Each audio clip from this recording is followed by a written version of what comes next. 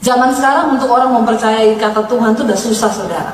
Kenapa? Apalagi generasi kita nih, orang tua ya. Engkau punya tugas berat di generasi ini. Kita punya tugas berat. Anak-anak kita ini, saudara, itu Tuhannya Google. Benar, dia mau cari jodoh, dia cari di Google.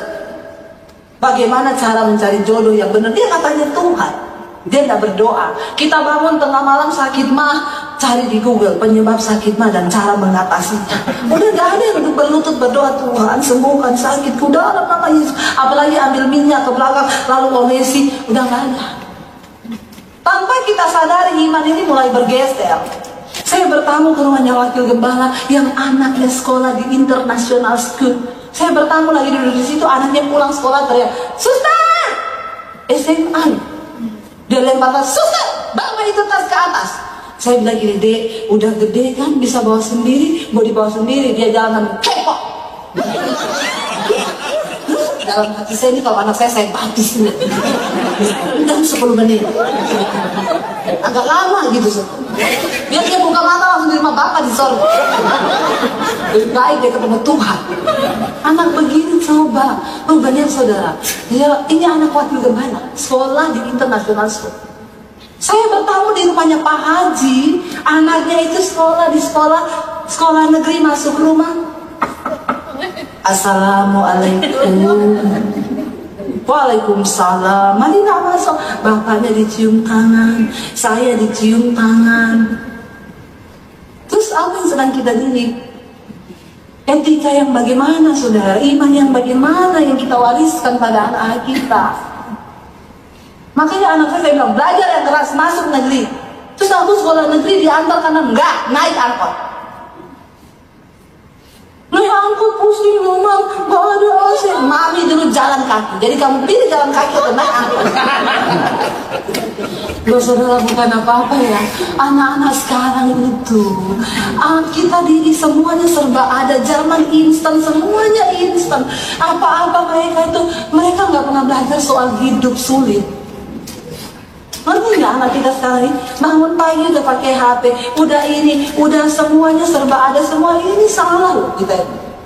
Iman yang bagaimana? Saya ajari anak saya naik angkot. Pulang hari pertama, pusing kau mau angkot tuh, udah ada AC panas. Baru pertama, sesuatu yang dilakukan sampai 21 hari akan menjadi kebiasaan. Terusin dulu sampai 21 hari pasti gak ada keluhan. Bener, hari kedua, pusing kau duduknya miring, kan baru hari kedua. Begitu lewat sebulan, sudah tidak ada keluhan. Coba terjadi keluhan, saya ajak dia ke gereja, kan mobil pribadi, harusnya duduk ke depan, dia duduk miring. Dek, ini mobil pribadi, duduk ke depan, pusing mama ngadep ke depan. Sudah biasa susah. Bagus ya saudara. Kena AC aja pusing, suruh bukain kaca. Karena sudah terbiasa naik angkot. Ajar susah saudara, benar. Iman itu perlu latihan. Orang itu kalau udah terbiasa bergumul, pergumulan yang lain-lain mah kecil. Untuk punya iman yang berkenan, kita harus tahan banting. Amin. Nggak ada orang itu imannya bertumbuh tanpa ada persoalan. Yang lagi ada masalah berapa banyak di sini?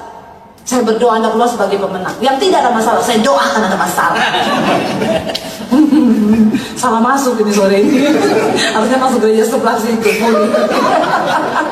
Ya kenapa saudara datang ke sini? Salah sendiri. Ya. Enggak benar kan saudara, iman itu jadi jangan cari gereja yang fun. Ya, pendetanya kota yang enak-enak pasti masuk surga sekali, selamat pasti selamat, nggak bisa. Celaka loh saudara. Ya, Nuh melakukan kata iman yang taat kepada Tuhan.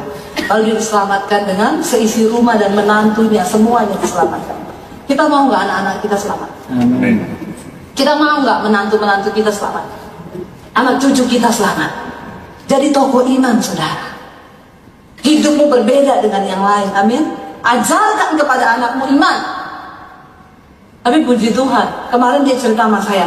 Makanya saudara sering-seringlah dengar anak-anak itu cerita ya, walaupun kadang ceritanya tidak bermutu. Anak-anak sekarang itu kehilangan sahabat. Orang tua itu nggak bisa jadi sahabat lagi buat mereka. Jadi saya kalau di dapur anak saya itu ceria sekali cerita, Mam tahu nggak Mam, temanku, aku kan akhir-akhir yang lalu itu kan sering pulang malam kan, itu karena apa Mam, aku tuh dipaksa sama mereka untuk ya apa jadi anak tongkrongan kayak begitu ya. Tapi saya selalu pantau dia ada di mana, mereka merokok semua Mam, padahal pakai merokok. Makanya ini aku udah gak mau temenan sama mereka Mam, lama-lama aku jadi rusak. Loh kenapa anak saya bisa ngomong begitu saudara? Saya selalu ingat, pergaulan yang buruk merusak kebiasaan baik. Ada firman dalam diri mereka, jadi saya udah gak pernah takut.